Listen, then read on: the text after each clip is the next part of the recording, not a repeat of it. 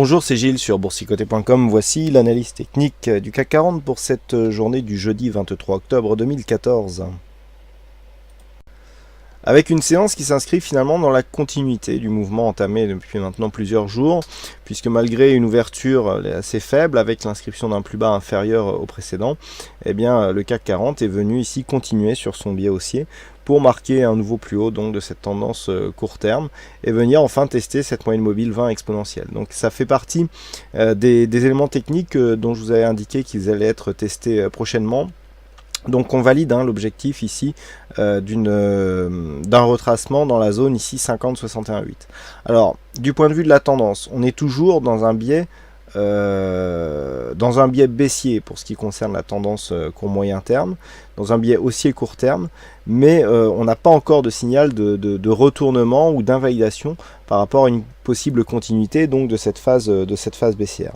Donc pour l'instant on constate le retracement, il n'y a pas non plus trop de signal de retournement de cette tendance court terme, malgré ce que nous allons voir du point de vue des indicateurs. Donc sur les indicateurs, on est toujours dans une dynamique haussière sur le RSI et sur le stochastique. Le MACD confirme lui aussi la continuité du point de vue de la dynamique. Et puis sur les volumes, on est sur des volumes relativement stables, qui s'inscrivent vraiment dans un prolongement. On voit ici, on a énormément de séances depuis ces derniers jours qui sont dans des volumes similaires. Là voilà, on s'inscrit dans une continuité. Malgré tout, on enraye ici une baisse constante des volumes qui avait été constatée hier. Vous voyez que là, on revient étoffer un petit peu et donc on revient se mettre dans la moyenne du point de vue des volumes. Donc on ne peut pas parler d'affaiblissement. Et puis, concernant la volatilité, on retrouve un petit peu de volatilité aujourd'hui, avec quasiment toute la volatilité qui s'est faite en quelques minutes dans la matinée. Mais bon, après, finalement, ça s'est relativement calmé. Donc on le voit, des indicateurs qui soutiennent, je dirais, une continuité du mouvement. Maintenant, d'un point de vue global, comme je vous l'indiquais, on arrive ici dans une zone où il y a une convergence d'éléments techniques qui vont se superposer les uns aux autres. Alors on en a déjà cassé un, puisque assez tôt ce matin, on a cassé donc cette fameuse zone des 50%. On est assez directement venu tester la moyenne mobile 20 exponentielle. Le fait que l'on soit redescendu et que l'on remonte ici, que l'on clôture au-dessus de cette zone, est plutôt bon signe pour la suite. Maintenant, le dernier élément, finalement, hier on s'attendait à quelque chose de plus compliqué, un franchissement plus compliqué. Finalement, on se rend compte que sur ce passage ici, même la zone où il y avait un gap, certes qui avait été clôturé, mais qui présentait une petite phase qui aurait pu présenter une petite phase de résistance, a été passé assez facilement. Maintenant, une fois que je dirais que la validation de la rupture de la moyenne mobile 20 exponentielle sera faite, eh bien le dernier niveau ici à casser, cette zone ici 4188, 4196 points, simplement puisque c'est la zone qui, je dirais, matérialise le retracement à 61,8% de Fibonacci et sur laquelle nous avons ici une zone horizontale qui était déjà clairement identifiée. Donc ça sera l'enjeu pour demain. Je dirais que si on veut vraiment conserver un gros signal de force, eh bien il faudra rester au-dessus des 4147 points. Par rapport, je dirais, à la hausse que nous avons eue aujourd'hui, l'intégralité de la dynamique serait conservée tant qu'on ne descend pas sous 4110 points. Ces fameux 4110 qui ont été un objectif depuis qu'on a commencé à entamer ce rebond technique. Et bien là, maintenant qu'on l'a cassé avec force, il sera le point je dirais, d'invalidation s'il était cassé trop vite. Il sera le point d'invalidation d'une continuité de ce mouvement haussier, tout simplement, puisque cette zone qui était un objectif, qui a un retracement à 50%, a été ici une zone de résistance importante sur cette phase. Et puis maintenant que l'on l'a cassé, eh bien il faudrait valider ici, en tout cas pas plus bas que cette zone, pour assurer une continuité haussière au mouvement. Donc ça sera l'enjeu pour demain.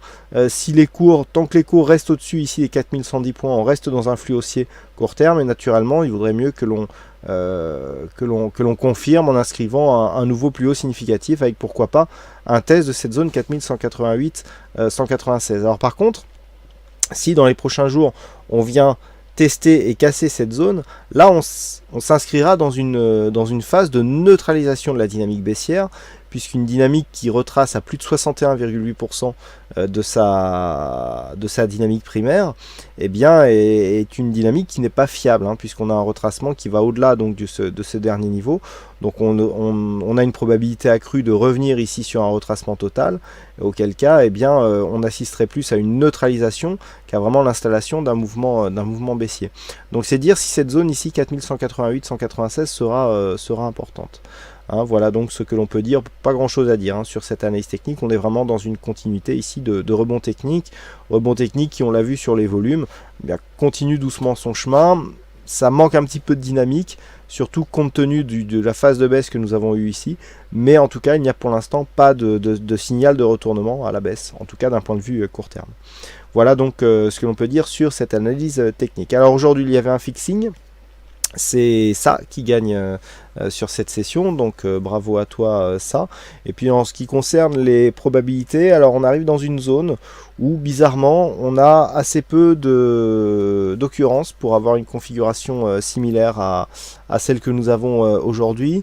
Malgré tout, on augmente légèrement les probabilités d'avoir une séance baissière. Alors c'est vrai que ça fait 2 ou 3 séances que l'on a des probabilités qui sont baissières, mais comme vous pouvez le constater donc sur les trades notamment les trades à probabilité, les probabilités sont faibles et je dirais que les trades probables donnent beaucoup de drawdown. Une probabilité qui donne beaucoup de drawdown prouve qu'il y a beaucoup de